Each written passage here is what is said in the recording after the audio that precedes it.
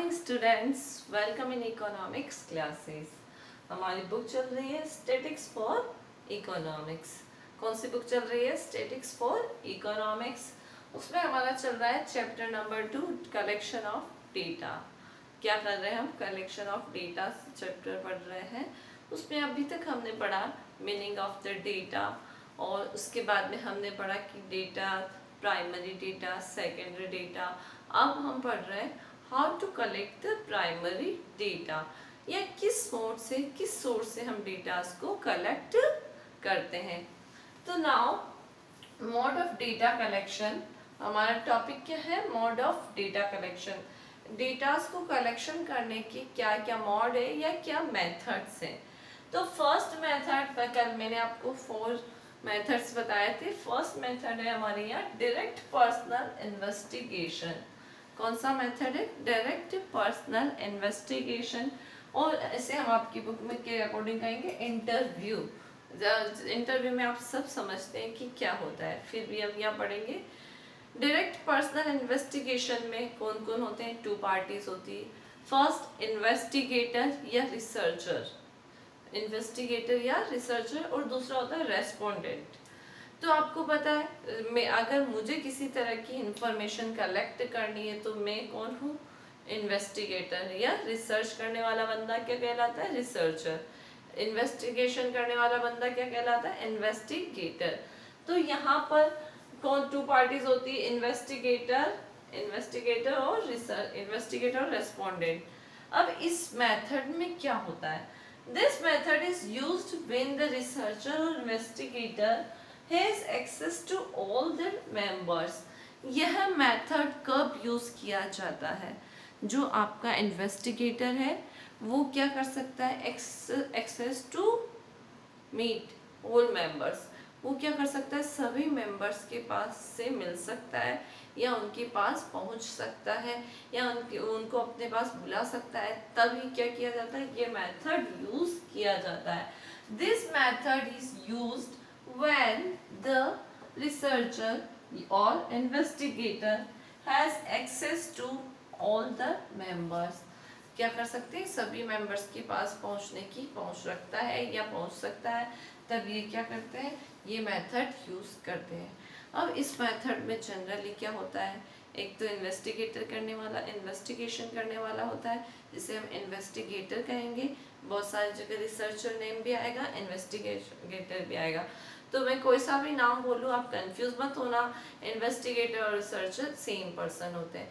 फिर वो क्या करते हैं? जिससे उसको इन्फॉर्मेशन कलेक्ट करनी होती है, उन सभी पर्सन से मिलते हैं। किससे मिलते हैं? जिन जिन से उनको इन्फॉर्मेशन चाहिए होती है। या हम यूँ कहें, ये मेथड यूज ही तभी आता है जब रिसर्चर या इन्वेस्टिगेटर क्या कर सकता है? केपेबल होता है उन सब पर्सन से या उन सब मेंबर्स से मिलने में, जिससे उसको क्या चाहिए होती है? इन्फॉर्मेशन चाहिए होती है। Second, the researcher conduct face to face interview with the respondent.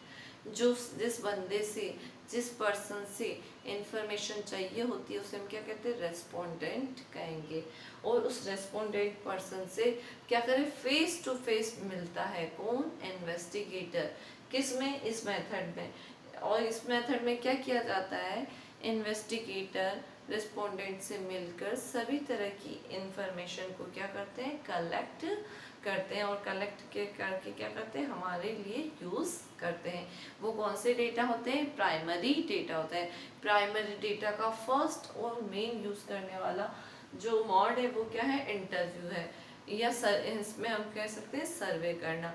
हम जनरली अभी कोरोना के बारे में मैंने कल ही एग्जाम्पल दिया था कि कोरोना का डेटास कलेक्ट करने के लिए भी जो सर्वेवर थे वो क्या करते थे? आपके घर आके क्या किया? सर्वे किया, और उन्होंने आपसे पर्सनली पूछा कि आपके घर में क्या सिचुएशन है, कोई अभी बाहर तो नहीं गया, कितने सीनियर सिटीजन है, कितने बच्चे हैं, कितने यंग हैं, कितने पर्सन जो आप अभी बाहर से कहीं से यात्रा कर आए हैं।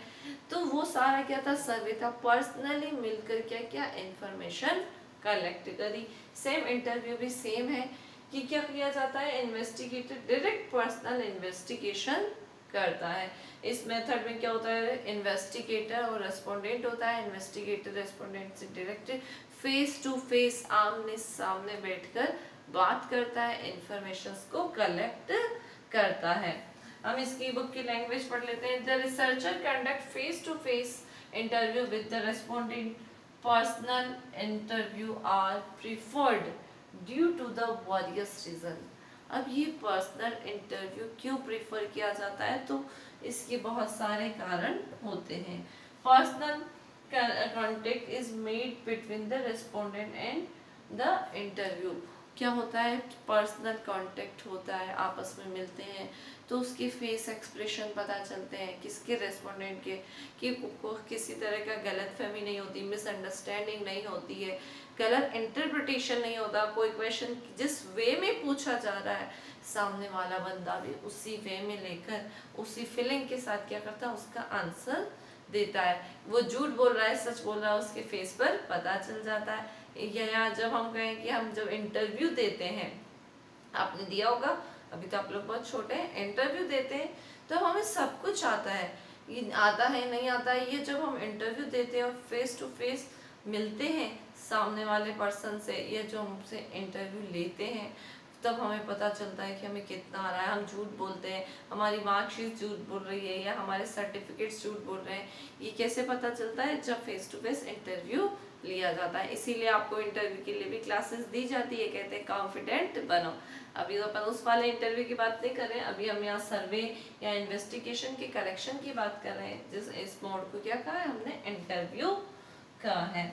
So this method is used when the investigator has access to all the members. The researcher conduct face-to-face interview with the respondent. Personal interview are preferred due to the various reason. Personal contact is made between the respondent and interview. और लिखना चाहते हैं तो आपकी book में है, आगे से आगे मैंने आपकी बुक से ही ये सारी लैंग्वेज ली है। फिर हम इसके बाद में इसकी पढ़ेंगे मेरिट्स और डीमेरिट्स। तो पर्सनल इन्वेस्टिगेशन वाले मेथड में या इंटरव्यू वाले मेथड में क्या होता है, इंटरव्यू वाले मेथड में होता है इन्वेस्टिगेटर क्या करता है, उन्हीं बंदों से या ऐसा मेथड तब यूज करता है जब वो क्या करता है, उन मेंबर से मिल सकता है जिससे वो क्या करना चाहता है, इन्वेस्टिगेशन करना चाहता है या इंफॉर्मेशन लेना चाहता है, तो वो ऐसा मोड यूज करता है। उसके बाद में आता है कि वह ऐसा मोड मेन कारण से, किसी रीजन से यूज करता है कि किसी भी तरह की इंफॉर्मेशन जो वो कलेक्ट कर रहा है उसमें किसी तरह की मिसअंडरस्टैंडिंग ना हो, किसी तरह का रॉन्ग इंटरप्रिटेशन ना हो। इंटरप्रिटेशन का मतलब होता है गलत वे में बात को ना ले, जो इंफॉर्मेशन वो कलेक्ट कर रहा है वो एकदम सही हो, जैसी एक्चुअल में सिचुएशन हो उसी तरह से वो क्या करे, इंफॉर्मेशन को कलेक्ट कर सके। अदरवाइज अगर हम किसी थर्ड पर्सन से करवाएंगे या हम उसके सामने नहीं होंगे तो हो सकता है कि हमारे पास जो इंफॉर्मेशन आती है वो गलत हो। तो वो फेथफुल बिलीफ और 100% राइट वे के लिए क्या करता है, ये मेथड यूज करता है। कौन सा, इंटरव्यू वाला, कि उसको गलत इंफॉर्मेशन नहीं चाहिए होती। अभी हम इसके मेरिट्स और डीमेरिट्स पढ़ेंगे। अब हम इस मेथड की एडवांटेज और डिसएडवांटेज, मेरिट्स और डीमेरिट्स पढ़ेंगे। कि इंटरव्यू वाला मोड अगर हम चूज करते हैं तो उससे फायदे क्या होते हैं और नुकसान क्या होते हैं। अब हमको डेटा कलेक्शन तो करना ही है, लेकिन हम कौन सा मोड चूज कर रहे हैं, इंटरव्यू वाला या डायरेक्ट पर्सनल इन्वेस्टिगेशन वाला मोड या मेथड चूज कर रहे हैं, तो उससे हमको क्या क्या फायदे होंगे, क्या क्या नुकसान होंगे, या क्या लाभ है और क्या अलाभ है, क्या मेरिट्स है क्या डिमेरिट्स है। तो पहले हम मेरिट्स पढ़ेंगे। आप सबको पता है कि पर्सनल इंटरव्यू में क्या होता है, व्यक्ति से मिलना पड़ता है।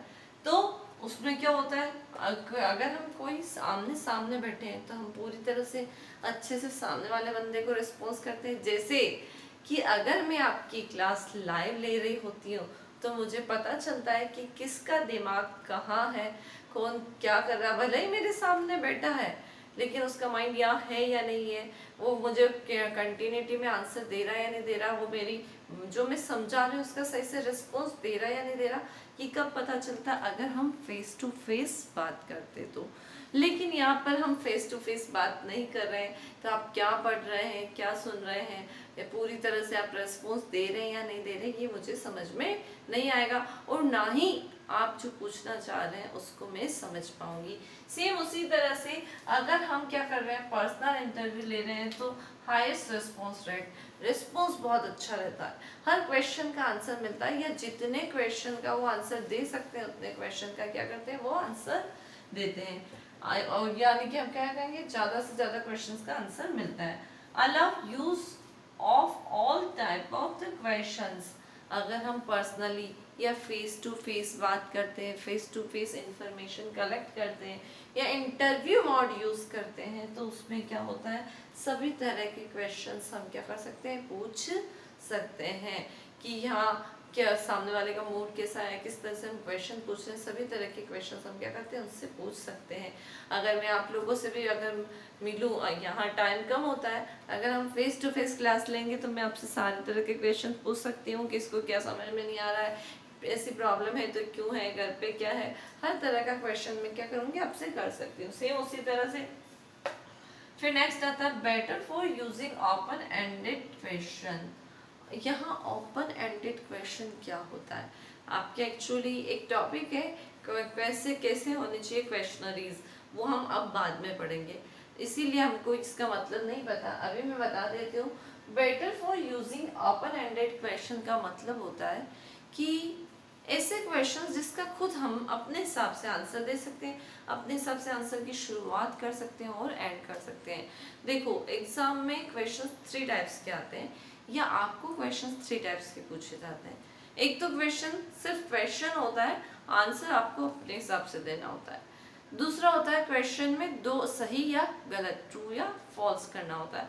तीसरा होता है आपको क्या मिलते हैं, ऑप्शन मिलते हैं 4 ऑप्शन मिलते हैं कि ये या ये यहाँ टिक करिए।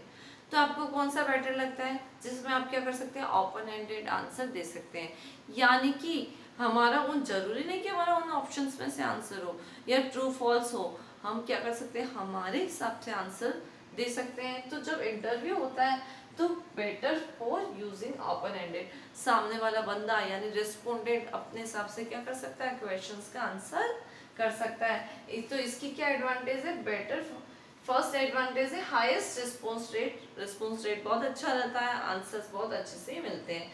Allow use of type of question, सभी तरह के क्वेश्चंस करना क्या होता है, इसमें अलाउ होता है, क्वेश्चंस कर सकते हैं। Better for using open ended question, यानी कि ओपन एंडेड क्वेश्चन जिसमें खुद व्यक्ति अपने हिसाब से आंसर करे या अपने मन से आंसर करे, या जिस तरह से वो आंसर देना चाहता है वो दे सकता है, किसी तरह की लिमिटेशंस नहीं है कि आपको ट्रू फॉल्स ही करना है या आपको 4 ऑप्शंस में से ही चूज करना है। फिर आता है नेक्स्ट एडवांटेज है हमारी, अलाउ क्लैरिफिकेशन ऑफ एम्बिग्युअस क्वेश्चन, ऐसी क्लैरिफिकेशन जो क्वेश्चंस उसको समझ में नहीं आ रहे हैं, जो क्लियर नहीं है, या वो कुछ तरह से कहना चाहता है, हम क्या कर सकते हैं, उसके क्लैरिफिकेशन दे सकते हैं। जैसे बहुत सारे क्वेश्चंस ऐसे होते हैं जो हमें समझ में नहीं आते कि एक्चुअल में ये किस तरह का आंसर मांग रहा है, कौन सा क्वेश्चन कर रहा है, इसका क्वेश्चन का सेंस क्या है। अगर हमारे पास टीचर होती है तो हम क्या कर सकते हैं, उनसे क्लैरिफिकेशन ले सकते हैं कि मैम इसका आंसर कैसे दें, इसका बड़ा भी है छोटा भी है, वो क्या करते हैं, तो टीचर आपसे क्या करती है, क्लैरिफाई कर देती है कि आपको ऐसे आंसर देना। लेकिन अगर हम कंप्यूटर के सामने बैठे हैं और हमारे सामने कोई क्वेश्चन आया तो हम क्लैरिफाई कर सकते हैं, कंप्यूटर हमारे क्वेश्चन का क्लैरिफिकेशन दे सकता है, नहीं दे सकता है।